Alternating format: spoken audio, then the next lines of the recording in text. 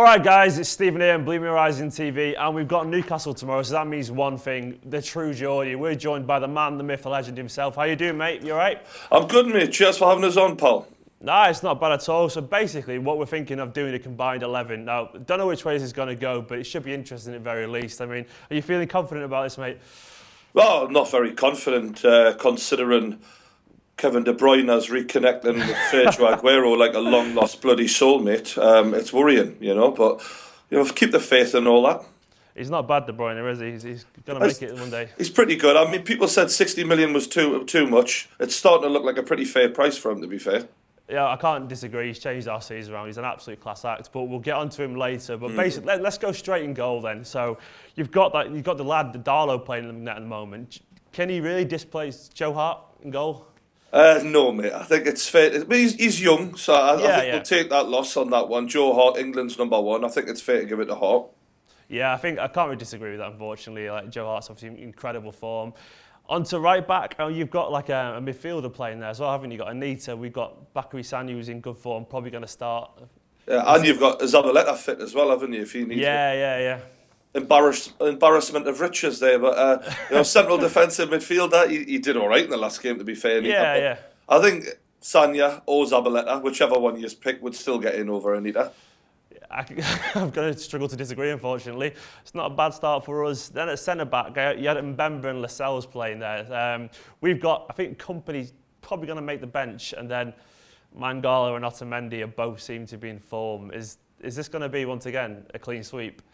Well, the thing is, if you're going off the whole season, I mean, Mangala and Otamendi have been a bit suspect at times. They've had a few absolute maze. Mbemba, he's had a pretty poor season. But Lascelles, I'm just going to say this now. You can look through the archives in 5 years. He may play for England one day. I'm just going to put that out there because he's looking pretty decent, that lad. But I mean, you have got £60 million worth of centre backs or whatever it is. So I'll take the loss again. But I'm just saying Lascelles is one for the future. Yeah, I like Lascelles. He's a good player. I mean, I always like it when a player comes up from the Championship and starts to prove himself as well. And he's a decent player. He's been leading actually quite a lot. For a young lad, he's been the one who stood up and been counted. So I'm impressed with him. Do you reckon the Stephen Taylor thing is going to finally come to an end in the summer, or is he going to be hanging around next season as well? God, mate, he's been hanging around like a bad smell for the last 7 years, 8 years, or whatever. We got relegated with him last time. His performance against Southampton was the worst centre-back performance, as bad as anything I've ever seen in my entire life. Did he get away with it just because he's a Newcastle fan himself? Is that the only reason? I think that's been a large reason for why he's been managers have come in and thought, well, he's a Geordie, he understands the club, he'll give his all, and they just ignore the fact that he can't actually defend, which is a big problem when you're a centre-back. It is 100% of his job. So, Demichelis and Taylor centre-backs, there we go. Sorry, that'll be a great team. Okay, well, I think we'll have to take the Mangala and Otamendi on current form, because they're both great against PSG and so on, and Chelsea at the weekend. On to left back, I know you've got another young lad there, haven't you, at the moment, Dummett. We've got Clichy who's in form, but how's Dummett faring? I mean, I think it's another loss for that one, actually, come to think about it. Clichy, he's had his ups and downs at City, but he's still better than Dummett, so I think that's fair to say. Yeah, I'm feeling a bit bad here already, I'll be honest. So, in the midfield, to see if any better there. Tiote and Colback. Shelby's been out of form, I guess, hasn't he? Fernandinho's not a bad player. Can anyone displace him?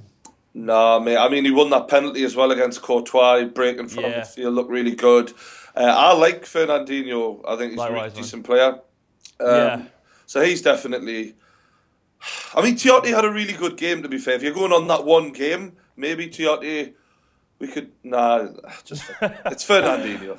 I'm feeling the pain in your voice there as it goes through it. Shelby, what happened there? I thought he's a player at Swansea, loads of talent on the fringes of the England squad. What's happened with him? Well, the thing about John Joe Shelby that is his best asset for me is his reading of the game and his pinpoint passing, long-range passing. On his day, he looks like Gerrard, but he looks like just some sort of tramp that we've picked up off the street in the last 2 months. He's been shocking. Voldemort-looking and he was rightly dropped. I mean, he's been really poor lately, actually. Yeah, I mean, it's a big money signing as well, but look, this is disappointing because once again, another player for big money that's kind of He might do it in the Championship. He might be a good Championship player. That's what I'm hoping. Well, he started there, didn't he, back with Charlton, so you never know. But then we'll probably end up playing Yaya because Colback, I like Colback, but the laughs is all, really, I guess. Christ, Colback versus Yaya Toure. Has there ever been a bigger mismatch in the Ginger Pirlo? I remember the start of the season when he had a good game and he was the Ginger Pirlo apparently, but I don't know where that came from. But I think we'll take Yaya there.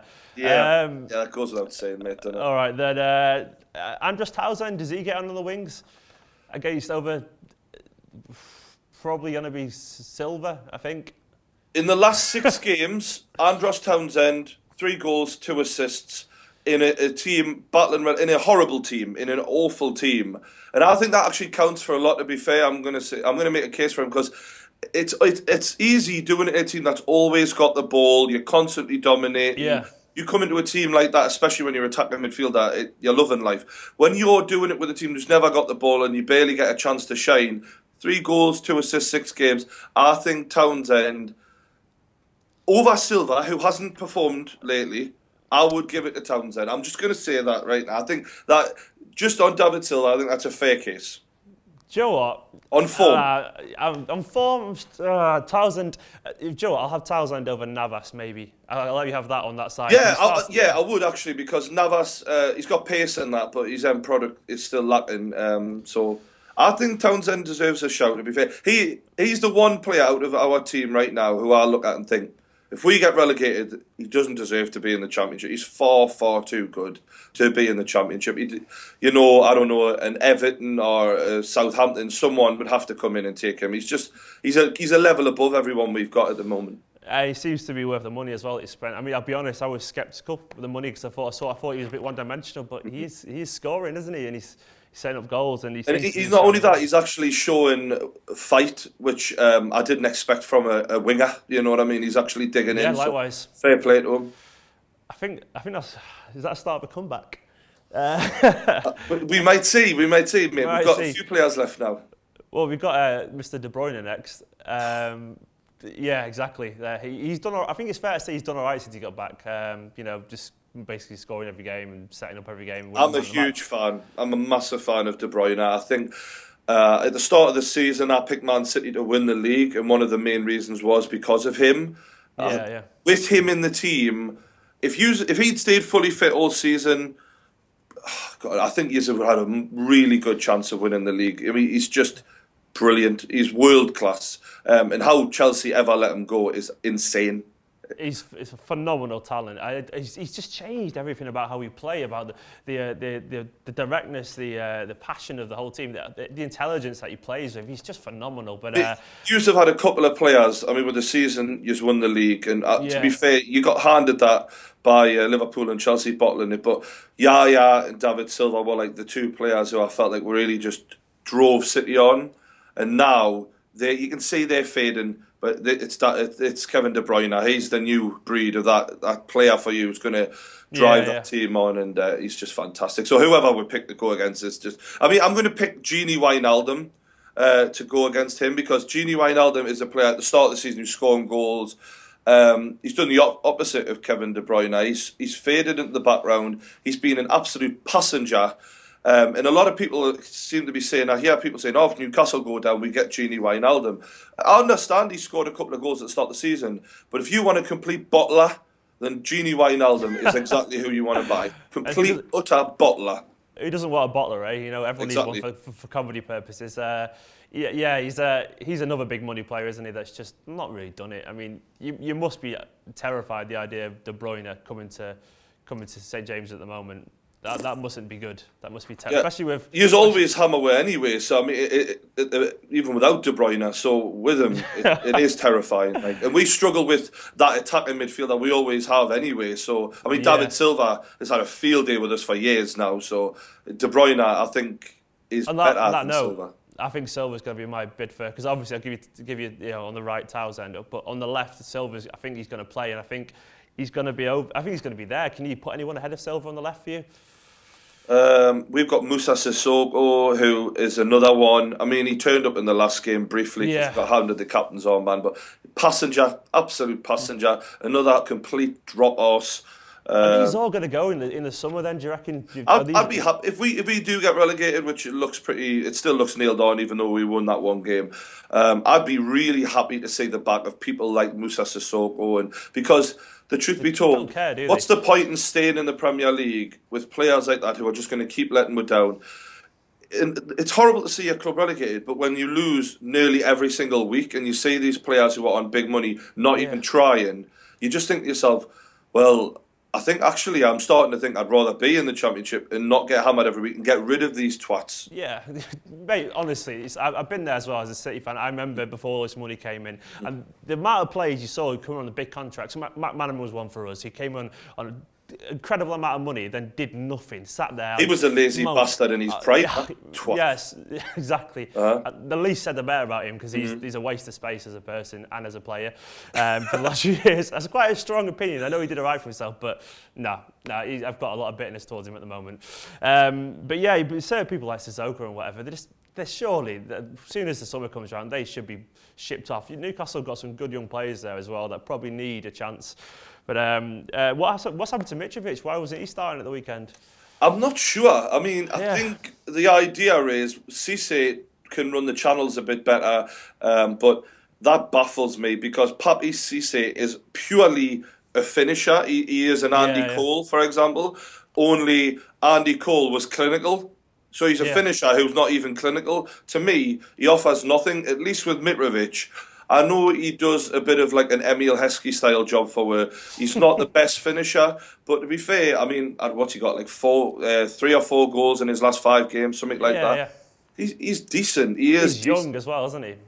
He's strong, and he's got that arsehole factor about him, like Costa, where people hate playing against him because he will rough the defenders up. See him for the 3rd goal against Swansea. He just pushes someone over and slots through to Townsend. I like him. He gets the fans up for it. He's going to back in. And when you are struggling, you don't want a striker who's just a finisher, because you're not going to create a lot of chances anyway. You want someone who's going to hold the ball up, bring other people into play, and relieve that defence from some pressure. So for me, it would be Mitrovic any day of the week for Newcastle over Cisse. Maybe not over Aguero though. So I'm going to take Silva on the left if that's all right, because he's obviously he has a field day usually against Newcastle. So this is I think it's they're down at the last position now really, and. I think it's fair to say you're probably utterly mortified at the idea of Aguero coming to town at the moment. I think the last game doesn't really need anything. five goals. And then he did all right at the weekend as well, let's be honest. You know, I think that's another hat-trick there. So, yeah, how are you feeling about that one? Yeah, it's hard because I've been singing Aguero's praises for a long time, as a lot of people have had, but I wasn't just saying, he's a good striker. I was saying, when this was in Hazard was, having his best season, I said, I don't care what you say about Hazard. Sergio Aguero is the best player in the Premier League. When he is on, there is nobody, even De Bruyne, nobody who can touch Sergio Aguero. He's world class. And even when he had that injury and Vardy was hammering the goals in and Kane, I said Aguero's going to come back and still win Golden Boot because he'll hit 5 goals in one game, 3 goals in another, and he'll overtake. Like, that's how good Aguero is. I mean, he scored 5 against us the last time we played, I think. So he's just world class, mate. He's the best player in the Premier League.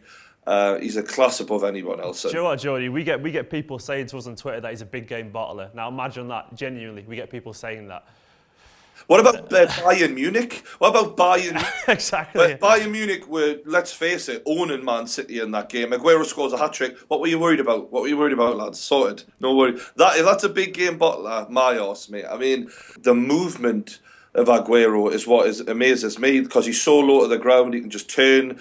I mean, thank God Stevie Taylor's not starting because it really could be a cricket score.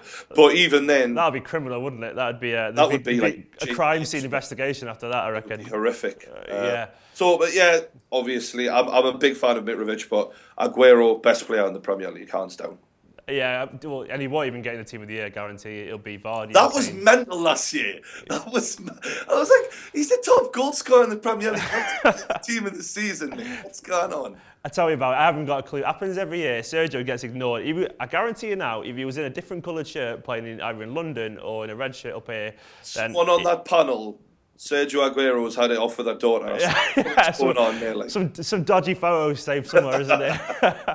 but I don't know what it takes. But you know what? We're fine. He's ours, and he's not going anywhere, and he stays under the radar, keeps scoring goals, keeps being Sergio Aguero. The thing is, mate, if he turns it on against Real Madrid, I'll see what happens in the summer. Well, he said after the game the other day that people keep saying I'm going to go after we win if we win the Champions League, but I'm going nowhere. So that's good enough for me. Sergio loves us, he loves us for life. Does, to be fair, like it does, yeah. He's a good lad, Sergio. Can't speak English yet, which makes no sense, but who cares? Who cares? I wouldn't want to speak Mank if I was him ever. Who gives a monkey's Exactly, yeah. But I think you've got one there, Townsend. Mate, I got one in. That's I'm quite happy with that. I think Navas is underrated for us, but because I think he puts in a shift. If we're going on form, though, I think I've got a solid case on that one, just on form. Yeah, how are you feeling about the 10-1 then? Is that going to be a score in the game? Sergio Aguero turns up, and De Bruyne could quite easily be 10-1. To be fair, the only thing is, I think we've only lost 1 out of the last 6 at home. We've got a bit of confidence after the Swansea game, which is paramount to us, and we're playing really quickly after that, so we haven't had time to get lazy again, which is what usually happens. So I've got a little bit of hope that we might be able to get a point, but I mean, all logic says City are going to absolutely rip with the shreds, to be honest. Yeah, we're in good form as well at the moment, so I'm not going to lie. But you've just beat PSG, beat Chelsea, so to not beat Newcastle after that is... It's unlikely, isn't it? But if anyone can do that, it's Manchester City. That's what we do. We go extraordinary highs by even lower lows. That's what we do, mate. This Premier League season as well. In this season, anything can happen. Leicester are going to win the league. What is that about? Or they might not do. They might bottle it. But yeah, it's a crazy season. So, but anyway, mate, thanks for coming on the channel. If you don't already, go and check out True Geordie because he's just a king of YouTube. He's absolutely incredible. Anyway, yeah. So what do you reckon, Blues? Let us know in the comments. Is 10-1 in City's favour? Is that a fair team? Is there anyone else you want to see in that team? Yeah, exactly. Yeah. Subscribe below, and we'll see you soon.